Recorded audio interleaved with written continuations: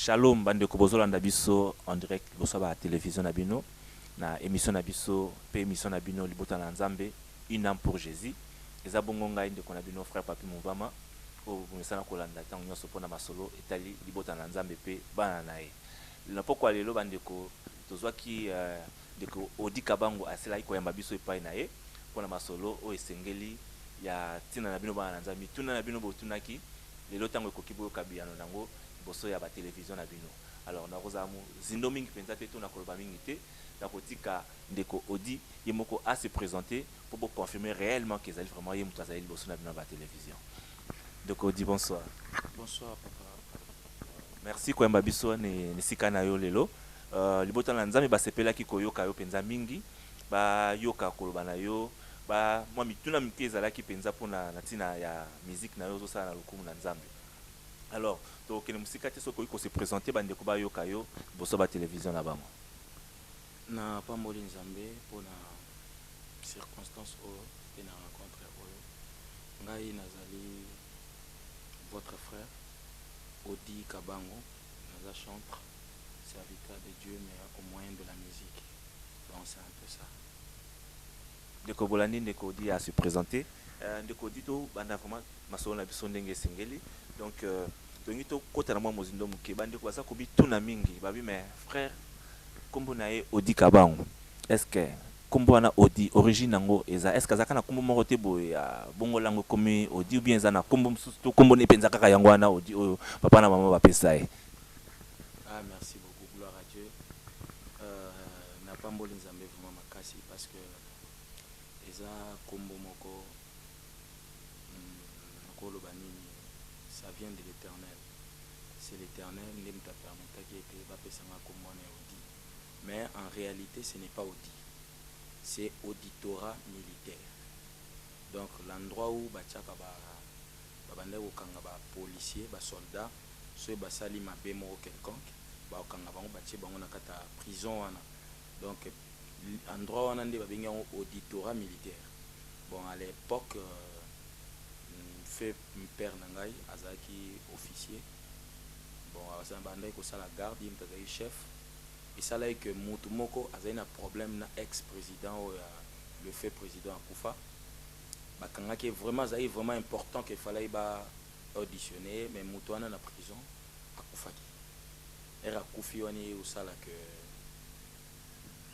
de fait papa nangai na somo wana nde akimaki era kimi bayoko bayina ndaku tellement à l'époque où bamboka na biso eza vraiment na démocratie ba retenaki maman de peur que ceux ba retenir maman papa ko monana nde na ko retenir maman wana ayoko bota na 22h aboti ngai na auditorat mais zaina kata cachoté mais na juste na ba corps de gare iska ba tchara bato po bayoka bango ba entendre bango nde ba opesa nga kombo wana ya auditorat militaire. Bande ko Bolandi ndeko Odi Kabango vraiment kombo wana profond Bolandi explication nango boyoki source penza ya kombo wana ndeko asili ko limbola tango oyo ndenge tolobaki ke bozaki na confusion est-ce que frère azaki na kombo mo boye mais kwa kaka moi nzama bani ko pambola apeti kana bongola nanga kombo mususu te eza lolenge wana te ndeko eza ndenge ndeko asili ko limbola bino na tina na kombo wana. Bien aimé, merci mingi na et anona yo pour na kombo wana. Je pense que libota na Nzambe bazolanda biso bazu pe précision na tina ya kombo wana ya Odi Kabango.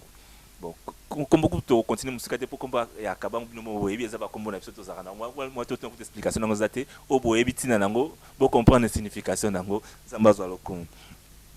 Ndeko Odi nazo continuer na deuxième question na ngai so kitokoki ko continuer sur ce moment muke origine na yo. Origine na yo eza wapi? So na origine na yo tozoke na géopolitique te. Origine na yo c'est-à-dire origine spirituelle na yo na origine musicale na yo. Alors to banana moko soko ko limbola so muke origine spirituelle na yo ebanda wapi? Obandela wapi ndeko? Na pamboli Nzambe makasi pona mutuna wana. Soki na oloba origine spirituelle nga c'est un peu eza tellement moulai mais na mukuse tozai bato na sambela mama azalaki choriste na Nzambe malamu. Elle nous a menés à l'église, toi on a prié mais rencontre nanga personnelle na Nzambe ezaki suite à une maladie. Mais à l'époque on chantait à l'église, tous les chorale malaika, bato ba binza malam très bien. Mais rencontre nanga imoko personnel ezaki parce que na zalaka na problème ya misu. À un certain moment na âge à 13 ans et demi na banda au mona souté. Je ne voyais plus rien bambuma wa mwindu weza na kati ya misu et banda ezaki souté. Donc na commencé na otala mutu mona ka pembe et je ne voyais pas. Donc c'est par rapport à ça nde salaki ke et approcher ngai pa Nzambe parce que toujours sambela maladie on yaki brusquement et certains matins na la muki boé na omona souté. Mais à chaque fois une fois na ki maman na ngai na prière na ye parce que to tambola déjà na moi ba hôpital belé solution ezala été mais na ki na prière au sala bi Seigneur oisenga ke mwana aza musali na yo il va te servir mais pourquoi oko permettre que muta au servir yo aza na problème ya miso et tika kinga directement malgré que j'étais encore tout petit mais intéressé kinga makasi prière wana et ça l'a de sorte que ngai moko na 13 ans et demi wana na yaki ozwa vraiment likambo à cœur.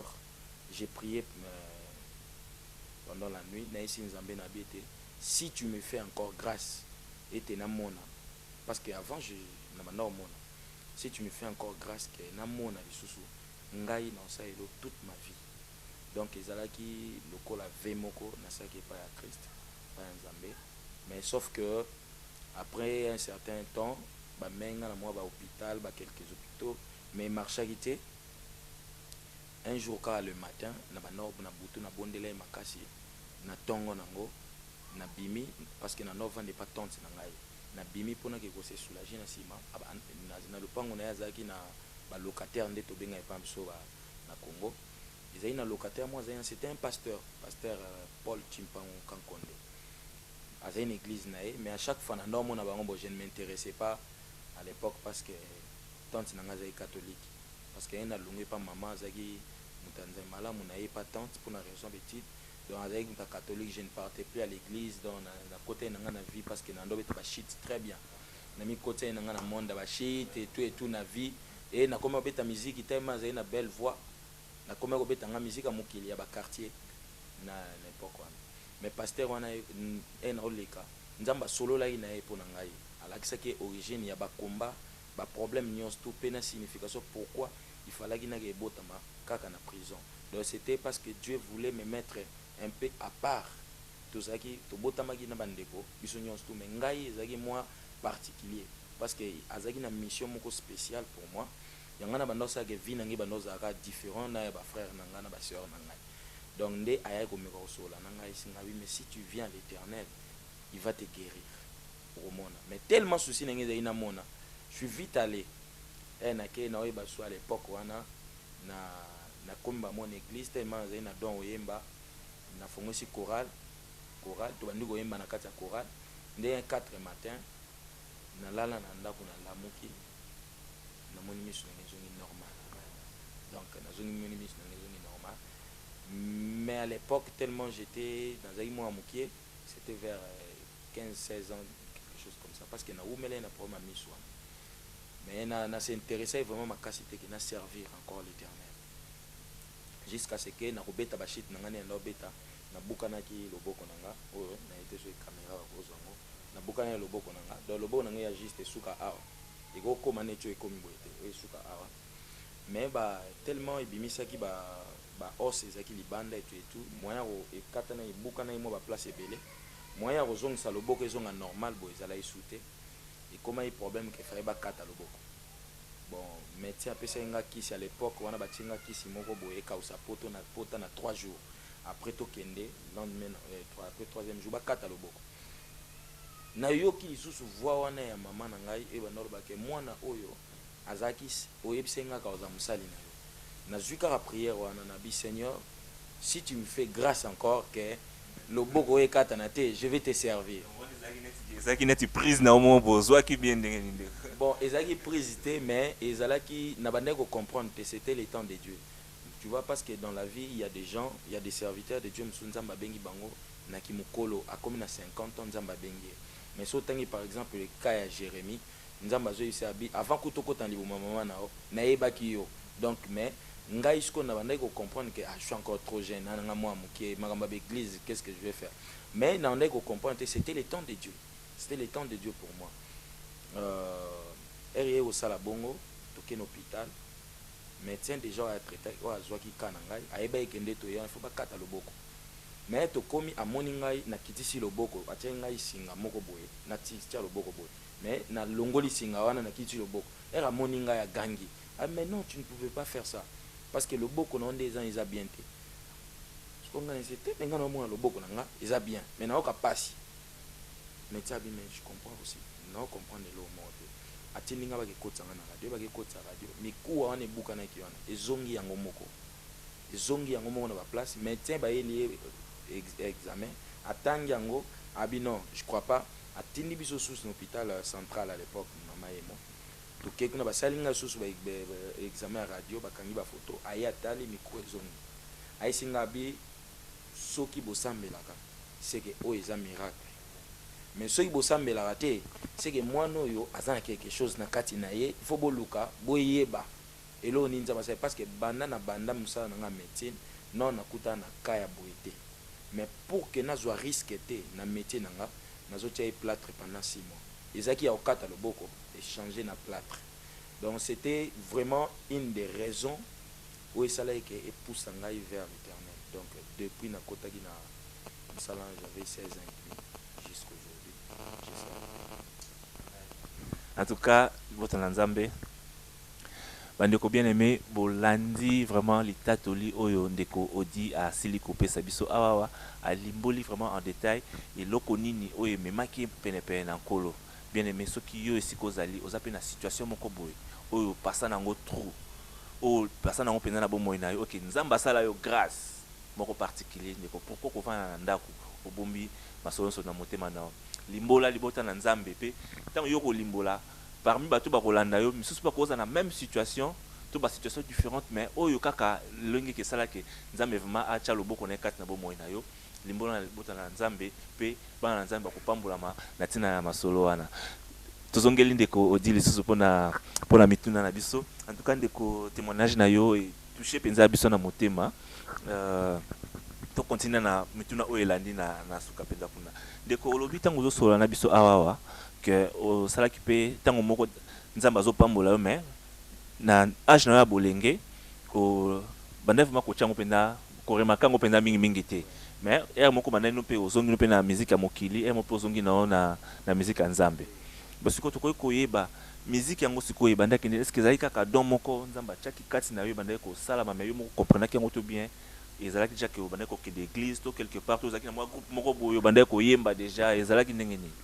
Bon à l'époque l'église eskana zaki pas le pasteur wa joaki nga pour encadrement yende azali le quoi père spirituel parce que père spirituel azala moko mais moi na koli akokoma ba papa belé parce que ba professeur peut ba jouer rôle ba papa pour ba opesa sur conseil matéa et tout donc mais à l'époque to bandoy man église na chorale na yo conviction wana na bandai d'abord ko servir nzambe na chorale na kati église après ko travailler na kati église to ndo travailler na église moi ba américain église de Dieu de la prophétie aux États-Unis on a travaillé avec frère Blaise Toumato Azana Doron l'Éternel. Il y a aussi un frère Charlie Congolo dans la province en Angleterre. C'est un grand chanteur. C'est vraiment un serviteur de Dieu.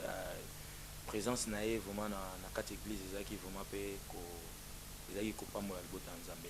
donc à partir ya wanande bango sikoyo tozaki une église moko mais ba branche ezaki belé lokola bata lemba bata ngaba bata matete sikoyo ça là que moi j'ai chanté avec le groupe na chorale toyemba na chorale et tout une fois tokena obeta na je me rappelle ici je me souviens c'était na salle d'Iso na 80 entre 88 ou bien 89 quelque chose comme ça tokena obeta na remarqué que bango siko ba obeta mais na guitare on va obeta na guitare mais nga na oyemba ka na chorale na s'inspirer na yo baté il faut vraiment ngaper siko na kati ya groupe na na essayer un peu quoi élargir vision ya musique na église esika tozalaki.